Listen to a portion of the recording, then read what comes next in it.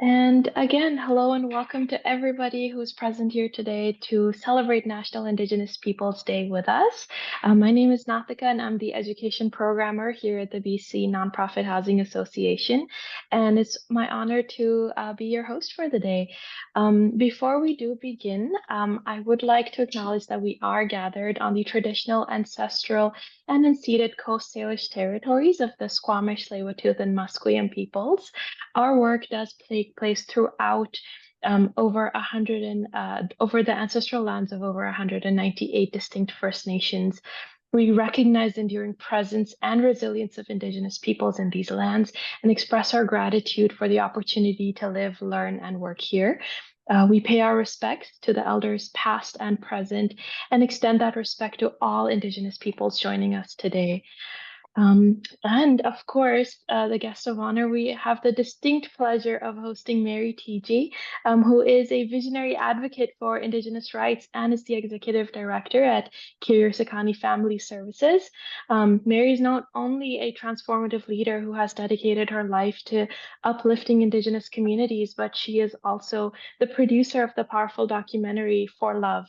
And this is the film we hope to explore today, and we hope to dive into the themes of Indigenous resilience, heritage, and contributions. Um, and we hope that it offers everybody a time of profound reflection for the challenges and triumphs that are faced by the Indigenous communities. And you will notice that this webinar is a little different from our usual format, in the sense that we would like for this to be an open Q&A where you have the opportunity to ask Mary questions directly, and Jackson and I on the BC and PHA side will do our best to mediate. So without further ado, over to you, Mary. Thank you so much for this opportunity. And I just, first of all, I just wanted to commend you all for the great work you do and your organization. It's phenomenal. I'm Mary Teegee. I am Mausham Gabu, which is White Wolf. I come from Takla Nation.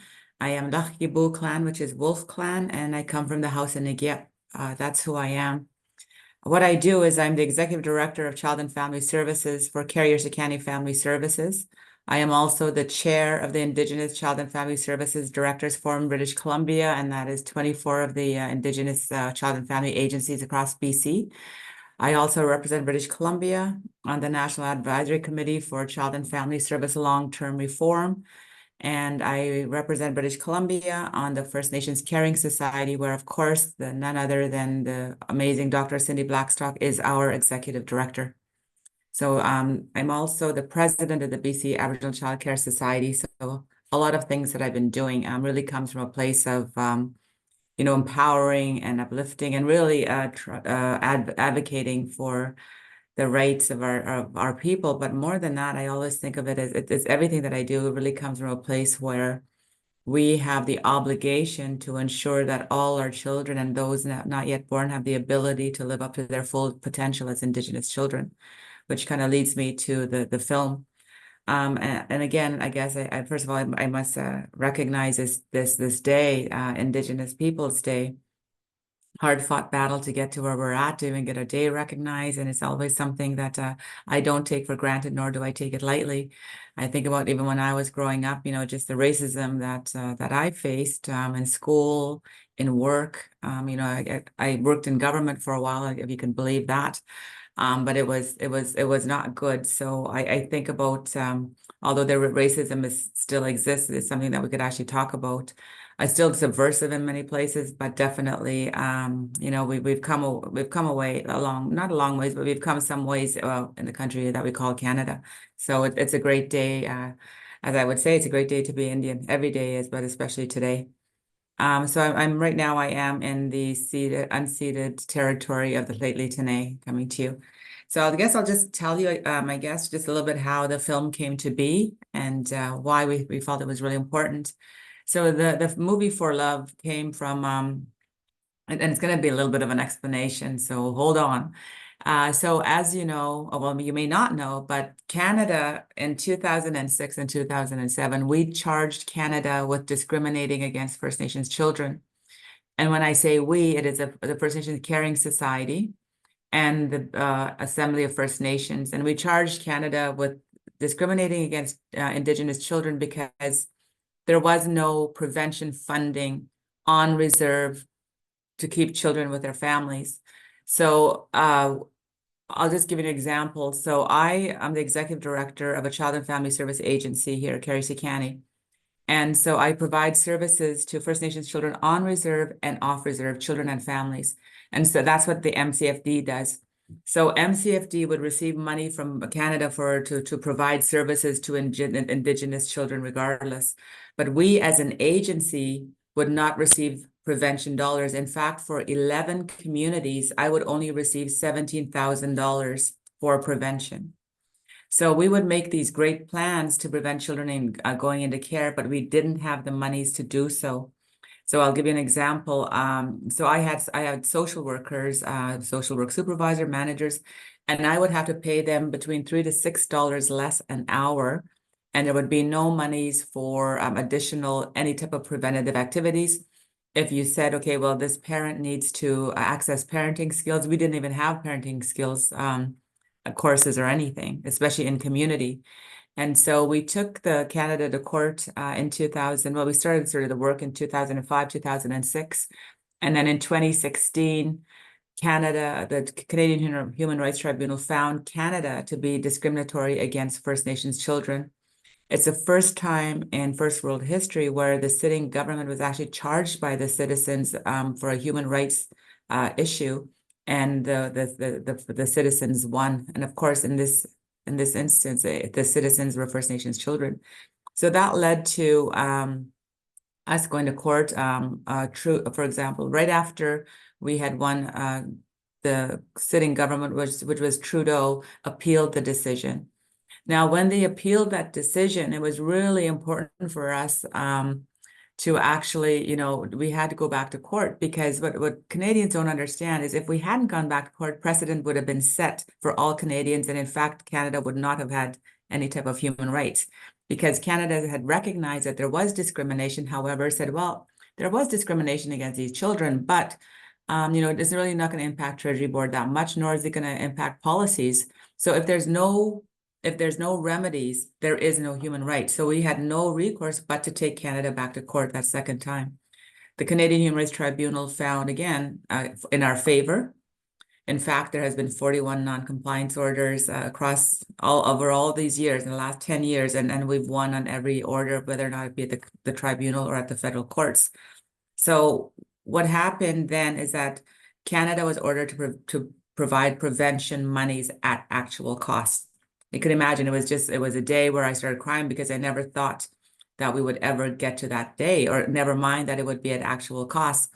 So prior to this, if a child was in care, the federal court, the federal government would pay whatever it costs to keep that child in care.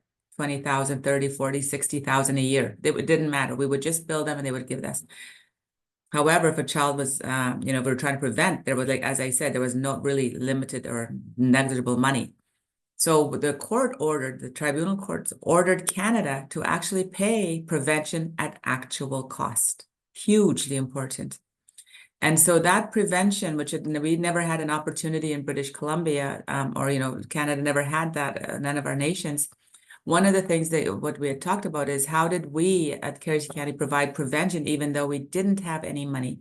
So we did a lot of things like proposal writing, we leveraged health dollars, we did all these things. And so we also had culture as our foundation. So we had culture camps, we had family culture camps, we had all of these things that were immersed in our culture as prevention. And so once Canada was ordered to pay prevention, what Canada wanted to know is, well, how are we going to educate, or how are we going to get people to know what exactly that means? What does prevention in community mean? And I think a lot of people would sort of think, okay, well, prevention is just giving them food and then that'll prevent them, because a lot of the reasons children go into care, as you know, are the issues of poverty. The issues of poverty, the lack of housing, all of these stuff. And it's usually like neglect. So this is what the reasons why children are going into care. One of the principles that we have is the issue around substantive equality, like those structural interventions, that principle around structural interventions, basically that no child should go into care for things that are beyond their control, issues of poverty and housing and whatnot. And so when we looked at prevention, and we said, okay, well, it's everything. It's, how do we keep the kids with their families? What do they need to keep their children? But it was also really looking at overcoming the impacts of residential school. In fact, that's why children were going into care, because their parents normally had been to residential school and they were never parented. So it's multi-layered, very complex. But at the heart of prevention is culture. And so I was then asked by the federal government to see if I could go and do like workshops or seminars or have a big conference across the country to start talking about what does it look like? How can you expend this money, this new money that we just won? How does culture as prevention look like? And I said, well, that's not going to really help because, you're going to have a conference, only so many people are going to be able to attend. I'm not able to go all over the country. And so what happened is the regional director general's assistant had actually watched my first film or my second film, the Highway of Tears documentary, which I did with Matt Smiley, and said, well, you got to watch this film. It's great. So the regional director general watched the film. They then came and met with me in NBC and asked, would I consider doing some type of an educational film or something? And I said, oh, absolutely, I would do it. But I wouldn't just do it as like an educational like video, the way that they were thinking. I said I actually would make a film, and it would have to be, I would have to have full authority to write what I need to write. And so, and then I would also be able to choose my own director. And they said, absolutely, whatever you need. I gave the budget and they approved it, which was unheard of with no changes. And then that's how this film came to be. So it was really about, I always think about it as a film for our children and the ones, again, as I say, those not yet born, that it's not their fault. That they're in care. Like there's so many layers and layers of issues. And I really wanted to show, I wanted to show that everything that we do for our children really comes from a place of love. So regardless of what is happening within our communities, that we still have that love for our children. And that's why we called it For Love. So that's how the film came to be. And then of course, I met with Matt Smiley, and we started talking about it. And I really wanted this film and really to kind of resonate or looking through the eyes of a child. And I wanted it to be something that was going to really be like tell the truth about what's going on in our community and tell the history of our community. But I really wanted to make sure that whoever watched it, whatever little Indigenous kid that may have been in care, former child in care, could look at it and say, I feel proud of being Indigenous. I feel proud of being Mi'kmaq. I feel proud about being Cree. I feel proud about this, that wasn't something that was not their fault, that the way that our society ended up with so many hurts. So that's where that came from. And then we started writing and started kind of getting these ideas. And then one thing that I knew for certain is that I wanted to have somebody to narrate it that was going to be international in scope. One of the things, like, for example, when we did Highway of Tears, the documentary, Nathan Fillion, he's huge, which I didn't realize, but he's huge overseas because of Firefly and of all these other sort of movies and TV shows that he did. And so Nathan Fillion was right away, he's like, yes, I'm going to do it. I'm Canadian, absolutely. So he's the narrator at the Highway of Tears. So I wanted somebody that was going to be very noticeable, noticeable voice in Canada. And so the first person I had actually thought about was actually Donald Sutherland. And people say, well, why would you want a non-Indigenous man? Donald Sutherland's father, of course, is Tommy Douglas, the late Tommy Douglas. And he was, the premier that actually started healthcare. And he was very, very compassionate, very understanding about our issues and about social issues. And of course, he's one of the social leaders in Canada. So Donald Sutherland, of course, that's his son. So I wanted Donald, and then I thought, but Donald's kind of cranky. So we thought Kiefer Sutherland, who is friends with Matt, Kiefer and his brother. And so it was actually Kiefer. So I either said Kiefer or Keanu, or somebody with that international voice, because I didn't want it to be limited to Canada. I wanted it to be international. But and then I said, and I remember saying, I said, ideally, I said, who would be the best to do this would be Shania Twain, because she's huge. Like, she's huge in Germany, she's huge in Europe. And I really wanted a woman's voice that was internationally renowned, but and I never thought we'd get her. And so we kind of worked on getting the narrator things. We were working along with Kiefer, but then that sort of fell through. That fell through. That it wasn't going to happen. And so I remember saying, well, what about Jason Momoa, right? And so we tried Jason, and if we were waiting for a little bit longer, we probably would have got Jason if we could wait to release it and wait for everything. But we had already, because of COVID, it already took us quite a lot longer than we had expected. And then so I said to Matt, I remember I said, Matt, well, we got nothing to lose. Let's try Shania. So then we ended up having Matt getting a hold of, she's got 3 managers. I don't know how he waded through that, but he got a hold of Shania, and Shania, read the script, saw a bit of the film, and she was on full board. So that's how we got Shania Twain. And that's been a real big coup, because she is internationally renowned. So the film we've shown the film in Germany, we've shown the film all over the world, just so that people could understand what's happened in Canada and have that empathy and compassion for what's happening now in Canada. So that's sort of how the film came to be, and how we got Shania, which is usually the question that I've been asked. But one of the things that was with this film is you see the beauty of it. We've gone through all throughout Canada. And we had, at one point, within 21 days, we took 18 flights.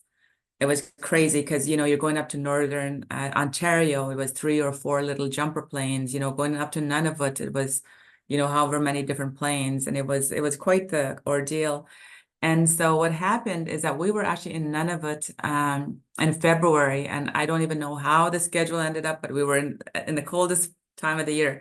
Even the people up there, they're like, Mary, why are you here? It's even cold for us, but we were filming. It was crazy, and we had to get these special cameras, because it was like -60. You couldn't even breathe. Your nostrils got right stuck, and I remember like asking questions, and my mouth, I was like, I can't even move my mouth. I'm frozen here. It was crazy, but we landed back in British Columbia just sort of the latter part of March. And by this time, I had already given my staff instructions that they got to start getting work plans for people to work at home. And my senior directors were like, well, what are you talking about, Mary? And I said, listen, I was just up in Nunavut.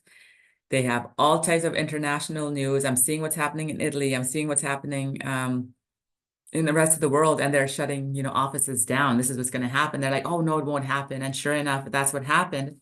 But how that impacted us was that we could not finish filming, because we still had the Yukon and Northwest Territories to do, which I really wanted to do that. But at the end of the day, we couldn't get it done. So I was sad about that. But one thing that happened that was good about being in COVID through that time is that Hollywood just shut down. And so we were able actually to get crazy, amazing people that we probably would never have ever been able to afford to do this work.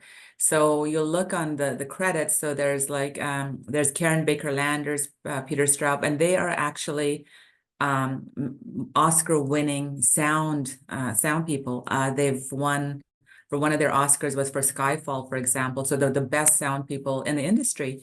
We were also able to get Maxine Gervais, and she's a colorist, again, Oscar-winning colorist, probably the best female colorist in the world. So she did this work. We had, it was just like a lot of these really amazing people coming together that wanted to do it because they were in lockdown. And so, yeah, that's how we sort of got the guts of the film together. And then, of course, editing. I'm in Canada, and here Matt was in LA. Our editor was in LA. You can't be together, so it was quite difficult editing. I mean, every time I watched the film, I was still like, no, I would have rather had this here, that there, but we couldn't be all in the same room. But we did have quite a few really well-known people that actually saw the film. And when we showed the film, like, for example, Ridley Scott saw the film. What it was, I wanted, like sort of the non-Indigenous lens. And that's why I actually worked with Matt, because Matt was really good in saying, Mary, like, that. We know this in Canada, but the rest of the world, they don't know. So you need to explain that a little bit more. Or he'd say, Mary, that's boring. It's too much information. And so we argued a little bit. There was a little bit tense moments, but we ended up getting to a place where I think we balanced sort of that educational piece with just the beauty and telling the story and the history in a creative way, while still being able to educate across the world, I guess, educate people across the world. So that's sort of the movie again. And again, we named it For Love. It's for love of our children. So no matter what happens, whether or not they're getting care of what's going on, that everything we do is for love of our children. And it's also, and for me, it was even more personal because, I had lost my son a few years before, my only son. And so the movie is a tribute to my boy as well. Thank you so much, Mary. It Mm-hmm. is quite an honor to hear your first perspective, and of course, the serendipitous moment of how more resources opened up because of COVID, and how you put together this wonderful team to bring such a beautiful and powerful piece of art to us. Um, so moving on into the next segment of our webinar today, I would love to open the floor to all of our wonderful attendees. This is your opportunity to ask questions. I do recommend that you raise your hand, or well, if you do raise your hand, I will bring you in so that you can speak and directly ask your questions. Or if you would like, you can also use the Q&A button in the bottom panel of your Zoom screen to type in your questions. So whatever method you prefer, whatever supports your learning best, we will try our best to answer all of your questions here. And I do see that our first question is from Angie. She is the education manager here at BCNPHA. So I'll bring her in, and Angie, you can kick us off with your first question.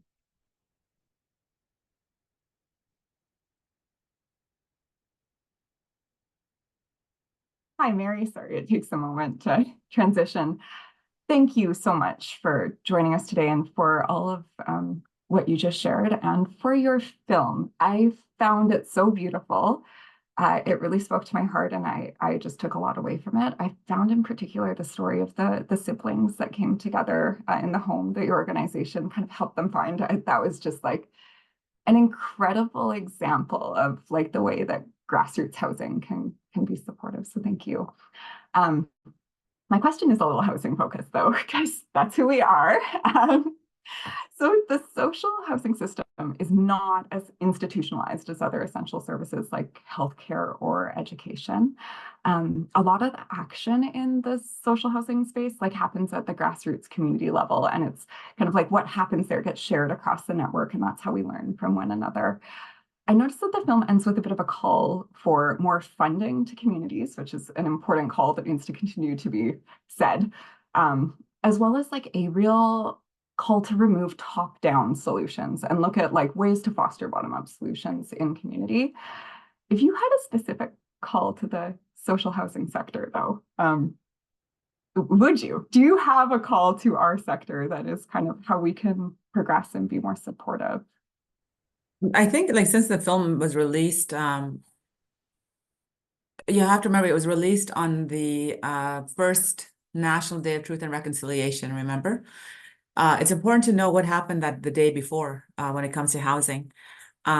So as I told you, when we took Canada to court at the CHRT, we took Canada to court for prevention. And one of the things that we argued was that, there were, they said, okay, well, you can have prevention money to provide the services, but they didn't say that we could build infrastructure, that we had no capital money. And we said, that's ridiculous. How are we going to house, the single mother that needs a home to keep her child when there's overcrowding in our communities, there's no housing in our communities, there's lack of social housing in the urban section. How are we going to be able to prevent that? Because that's one of the issues of children going into care, of course, is the housing issue in some cases. And all of this, where are we going to house our staff, for heaven's sakes? Anyways, office space, all of this stuff. So we actually took Canada back to court, and it was around Jordan's Principle Capital, and just our Child and Family Service Capital. And on September 29th, the Canadian Human Rights Tribunal ruled in our favor to say, yes, there needs to be capital. Yes, there's got to be infrastructure, including housing. So that was on September 29th, 2020 or whatever, 2021. And then we released the movie the next day. Like we released the movie on the day of the National Day of Truth and Reconciliation Day. So, but the day before, I'm getting ready for this big release of our film. We get the ruling in the morning. We're all happy. But what happens is right away, Canada's already organizing to appeal that decision. So that day on the September 29th, as you know, Cindy and I were like on the phone with media, with chiefs, with leadership across the country saying, this is ridiculous because Trudeau is right now in Kamloops talking about, you know, Indigenous truth and reconciliation. And yet his staff and him are planning to take us back to court, to take kids back to court. And so finally on September 29th at 4 o'clock, you know, the federal government, we talked to them and they had agreed to negotiate. What that meant is that they weren't going to appeal, but we were negotiating an agreement in principle. So what that opened the doors to was actually capital and housing. So right now on reserve, we do have capital based on the Canadian Human Rights Tribunal. And so we're able to provide, you know, office spaces, staffing, housing, renovations for families, there's also within the big, and I'm sure you've heard the biggest settlement in Canadian history is at 40 billion, 23.4 billion, which just got approved yesterday in the federal court. It's the biggest settlement ever in Canadian history. It's actually going to rock the New York Stock Exchange when that money starts moving. And then the rest of the 20 billion is for long-term reform. And part of that long-term reform, and of course I'm at the table, making sure that housing was part of that. The issue I think now where we really need the advocacy is the same ought to be provided off reserve. So we know many like, you know, between 60 to 80% of some of our communities are living in the urban setting. We also know the statistics show that, you know, based on the census that, you know, close to 60% of our children that are living in urban settings off reserve are living in poverty. It's a bit higher off reserve than it is actually on reserve, which is surprising to me, but it's still really high in community. So there really needs to be, and I've been calling for this, there needs to be, the provincial government in British Columbia really needs to step up to the plate to actually deal with this substantive inequality. Also, I think with your housing society, like a lot of the nonprofits, when they're providing Jordan's Principle, there's eligibility there for Jordan's Principle Capital. So again, Jordan's Principle, for those that don't know, it's that a child, Jordan River Anderson, which is, it's important we speak about him today and every day, but Jordan Rivers Anderson was a child that had complex medical needs when he was born. And because of this jurisdictional dispute, provincial and federal, he was never able to go home and get the services because they could have provided the medical services at his home, but they chose not to because they were fighting to say who's going to pay for it. And what ended up happening is Jordan Riverson ended up dying in hospital after however many years, never ever being home with his people. So so then we started fighting, and that was part of our court case as well. So right now there is Jordan's Principle across Canada. And it's also for Jordan's Principle Capital, which includes housing as well. So there are mechanisms and ways to, you know, to work with the community, the First Nations communities, to say, well, you know, how can we support, you know, the application, or what is it, the services that they require? What is the Jordan's Principle Capital request? So there are things that have moved a long way. Provincially, it's very, very slow, though. I was hoping that this government was going to choose to you know, to have substantive equality when it comes to Indigenous children. I was hoping that, you know, Jordan's Principle, even though BC was the first one that accepted and endorsed and adopted Jordan's Principle supposedly back in 2008, 2009. And since then, they've done nothing with it. And I think, again, that's how we sort of advocate to say the government should, I truly believe that Jordan's Principle ought to extend to all children, regardless of race or ethnicity. That's such a long answer. Sorry about that. I might have It was bored such a great answer. Thank you very much, Mary. Thank you, Mary and Angie, for your question. We have a few more questions coming in through the Q&A side. The first one here is, in the process of creating For Love, how did you navigate the balance between highlighting the systemic failures and showcasing the resilience and strength of Indigenous families and communities? I think for me, when we looked at it, there was times there like when I really wanted to make sure people just got it, like, this is what's happened. And there was like where we have one story, we have 10. And it was actually choosing what stories we actually portrayed. And we showed some were very, very, very heartbreaking, very horrific. And I didn't feel that I want people to know, but I didn't want to hit them over the head to where they stop listening. And so it was a fine balance to say, okay, these are some of the stories we're going to show, but these are the other stories where we're going to show that resilience. And the sibling group, the Batoshes, when we showed them at the beginning, and they're getting their little apartment, they're all doing really well, by the way. They're still doing great. Yeah, they're just a wonderful group. But it was kind of showing that, it doesn't matter what happened. These are the stories that happen to these ones, but this is what could happen. And this is where you need the culture, your people, your connection to the land to help you overcome that. So it was a tricky balance. And it was really good for me to have Matt, who's not Indigenous, but knows, like, he's part of it. Like, I call him my brother from another mother, because he's the one that would say, okay, Mary, again, like, how much are you going to, again, hit people over the head?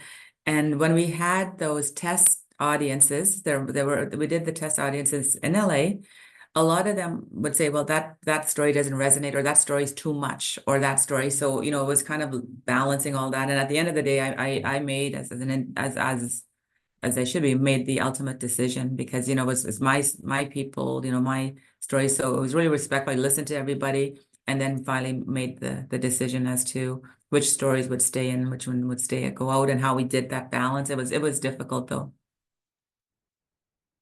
Most definitely. I can only imagine, especially when you're sifting through all of the multitudes of stories you're trying to accommodate. Our next question here, reflecting on the production of For Love, what do you believe are the most critical steps needed to shift the narrative and policies around surrounding Indigenous child welfare? And how can filmmakers or even audiences contribute to this transformation? That's a really good question. I think a lot of the opportunities that we have now, it's really, we have the opportunity now because we had the landmark federal act that was the federal enabling legislation. The first time, remember, that we've had the ability to develop, create our own child and family laws within Canada. And that, of course, that's under C-92. That's the federal enabling legislation. And of course, over this last year, that Quebec had tried to overturn that, and we had to go to court. And of course, we won again. But I think the power of film, it's really, when it comes to child and family, like, what I'm trying to do right now is to have those young people that have been broken and hurt, and to see it and see themselves in it, that this is us, but I can do that as well. Like, they can make films as well, and I really want them to see that. I'm working on another project right now, and it's a hope and strength, and it's really around dispelling the myths about Indigenous women and girls, that really try to navigate through, like, and helping get rid of that really negative stereotype of our women and girls. And it's heartbreaking that it's still out there, but definitely it is. So I am working on a project right now, again with Matt Smiley. And it's vignettes. So it's really having more smaller clips, and having these great Indigenous women leaders talk to, and basically say, how did they have hope and strength? How did they get to the place where they're at? You can imagine, we were talking to people like Dr. Cindy Blackstock, And what I would love to do is actually interview her mom. Like, how do you create a Cindy Blackstock? How do you make the strong woman, that has gone through hell and back and still been able to rise above? And so that's another vignette. So I think that question, about navigating that place around film, because there are a lot of opportunities for young filmmakers now, way more than there were before. There's CBC dollars, there's telefilm dollars, there's grants, but I think for me, I'll tell you, just start making, like, grab your phone and start making little films. Just do it. Everybody has a voice, and I think that's what I really want is that everybody's voice is important, and everybody has a voice, whether or not they're shy or not. They do have a voice, and just trying to get that message out.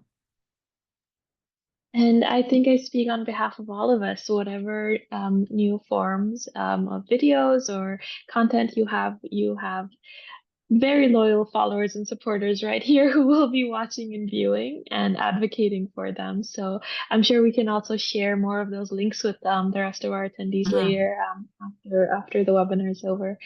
Moving on to our next question here. As a newcomer, I'm eager to learn more about the positive contributions of Indigenous communities to Canadian society. What can newcomers to Canada do? What can newcomers to Canada do to support Indigenous communities and advocate for a more just child welfare system?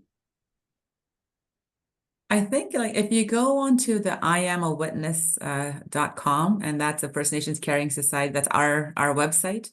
There's a lot of things that we tell you what you can do. Right to your member of parliament, even planting a heart garden, celebrating Spirit Bear, educating yourself about the history of Indigenous people, watching certain films like For Love or Highway of Tears, because it gives a good foundation of where we're at. So I really appreciate the question. I think I always, I say this often, why is it the onus on us to teach, but the onus isn't on you to learn? And so when I hear these questions from people that have newly come to Canada, I really appreciate that you're actually contemplating and thinking about, how can I make this better? This country that, you've had to come to for whatever reason. You're here in this country, but how do we make it better? And I really do appreciate that. And I think it's really, at the very beginning, it's to educate yourself, and also to ask questions. A lot of people are kind of afraid to ask questions to any Indigenous people that they know, but it's okay. Like, ask a question. Beautiful, absolutely. And as a newcomer to Canada myself, I really resonate with that question, because oftentimes when we are working towards being a part of this country, we don't immediately find the resources we need to support all of the diverse societies and groups that reside here. So thank you for that. Next question. How did you approach the portrayal of these issues in a way that not only educates, but also mobilizes viewers towards meaningful action and advocacy? Well, I wanted, that, Maya Angelou says people will forget what you tell them, but they'll never forget how you made them feel. Yeah. And again, that was what I really, really wanted viewers to watch and feel something. And it's hard, like, it's actually hard when you're doing the film. I'm like, is it? And you've seen it so much, like, you've edited it, you've worked with it, and it's your baby. And so I didn't know, when that first public, I was sick to my stomach. I was just, on that September 30th, I was like, oh my God, oh my God. And so I was watching it like this, like, I couldn't even, like, we watched it at the Vancouver Convention Center, the big, beautiful one overlooking the ocean. And I was like this, like, watching it, and I couldn't even look at it. I couldn't even look around because I was so nervous. I'm like, what if they don't feel it? Like, what if that was it? What if they don't feel something? And we had ministers there. We had, like, all these big hoity-toity people there, and it was just, as soon as the film was done, it was just dead quiet, and I was like, oh my God, they didn't get it. Oh my God, they're not feeling anything. Oh my God.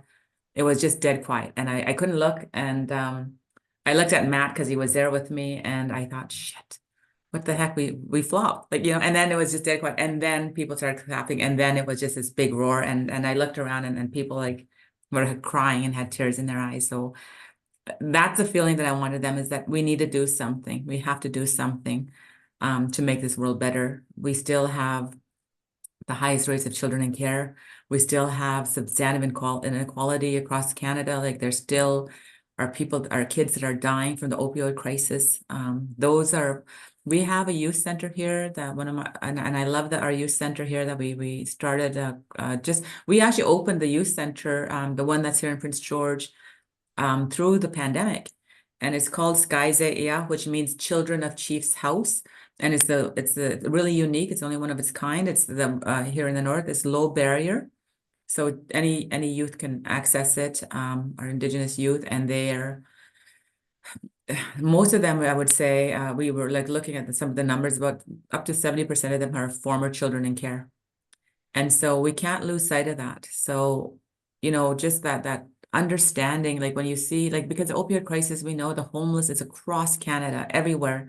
And a lot of them are getting younger and younger and younger. It's not uncommon for me when we're going into the center to see little 14, 15-year-old girls that are waiting outside to get into the center. And it's just that I think we really need to push the government to do better, because they're not. The provincial government's still not. Like, I just had a meeting with the provincial government yesterday to say, look, you can talk about all these strategies, but you haven't resourced it. Pushing for safe and secure homes. We have the previous mayor, Marilyn Hall, of Prince George, when I was pushing to say, let's develop a strategy, a youth strategy for the homeless youth here in Prince George. Let's do that together. And his comment was like, okay, that sounds like a great idea, Mary, but we got to include the whole North because they're coming from your communities. And then he says, and the problem is coming from your communities is actually how he worded it. And I was aghast. And then he said, well, and also like most of them don't want to stay in homes anyways. And I said, so you're telling me they'd rather stay out in minus 40 or minus 50 weather in the winter? That's what you're telling me? So as long as you have these old white bureaucratic mindsets, that's stuck in that, and they're the leaders, it's going to take all of us to try to push the agenda, and then to get young people like young progressive people to be in government. I think we really have to collect, like as a society, what are the traits that we are looking in a leader? You look at Polyev now, you look at what's happening in Alberta, you look at all these places where we're almost Trump-esque, if you will. I hate to say that. But how is it that we as a society can really come together and say, look, at these social issues should be important? And again, that's old saying, we're only as strong as our weakest member. Well, we know who our weakest members are. It's our young babies and children that are living not even in a home or have secure home or affordable home. There's all these issues. So I think it's all of us just coming together and really, again, calling on the government and holding them to task. Absolutely, 100%. I'm sorry, I felt like I went on a little bit of a soapbox. Oh no, please do. That's exactly why we're here. Our final question, or I hope it's not our final question. I do recognize that we have about 3 minutes left here on time. But if anybody else would like to send in more questions or raise their hands and ask them directly, please feel free. In the meantime, I'll ask the last question that we have here, which is, what role do you see storytelling in media playing in the broader movement for Indigenous rights and child welfare reform? And how does For Love fit into this landscape? Thank you. What a wonderful question. One of the things that's really close to my heart is this whole aspect of storytelling and the importance of it for us as Indigenous people. The stories, as you know, we're oral people. Like my governance, my laws. When I talk about being an hereditary chief, that's all oral histories that's coming to me that I have to hold, and these are our laws. So when we're telling stories, it really is literally about the rights we have as Indigenous people. It's about stories about the land. It's stories about governance. It's how we conducted ourselves, how we disciplined ourselves, how we lived as a society.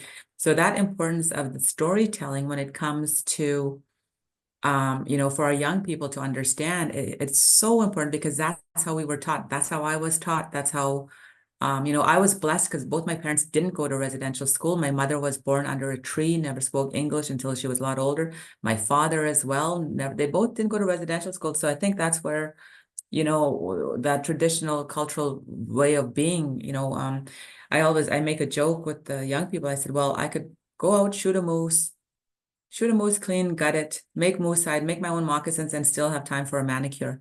to try to show that, you know, that the importance of that, who you are, is stories. And so and how we tell the stories, and the reason that we're here as Indigenous people is because we've been able to adapt, and we're resilient. And so when we talk about culture, it's not something that is dead and static. Culture is always evolving. And so if we're going to be as creative people as we are, we're going to use a modern media. Absolutely, that's a strong way to make sure that storytelling lasts through the ages, you know, that those ones not yet born will be able to look at For Love, and they'll understand, oh my God, this is what happened. I always say this to when I speak, is that we have to remember we are the ancestors that those not yet born will speak of. What will they say? And so we have to think about that.